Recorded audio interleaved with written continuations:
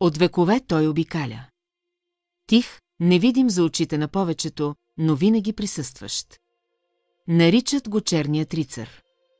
Някои го смятат за мит, други за предупреждение. Неговият кораб е тъмен като нощта, с форма, която не прилича на нищо създадено от човешки ръце. Той се движи около земята, наблюдава, изследва. Сигналът на Тесла. Докато учените на Земята проучват стари архиви, откриват непубликувани бележки и схеми на Никола Тесла.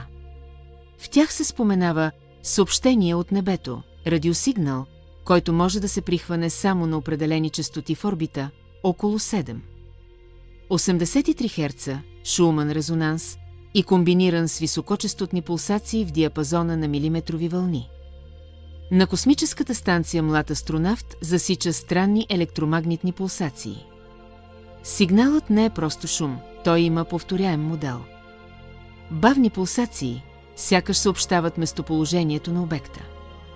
Бързи кодирани импулси, носят цифрови координати и символични букви, които могат да се преведат на геометрични форми.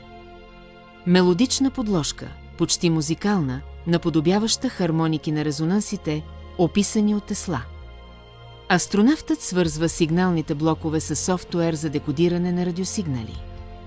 Системата превежда бързите импулси в 3D координати и времеви маркери. Всяка буква представлява точка от орбиталната траектория на черния рицар. Срещата.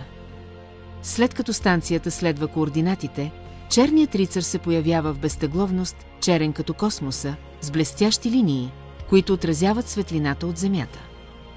Сигналът на Тесла започва да пулсира синхронно с кораба, като че ли комуникира: "Вие сте тук, точно както съм очаквал." Астронавтите усещат присъствието му.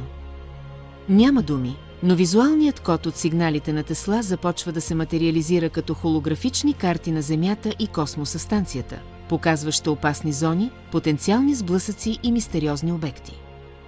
Черният рицар се оттегля, оставяйки сигналът на Тесла да пулсира, като следа за бъдещи контакти.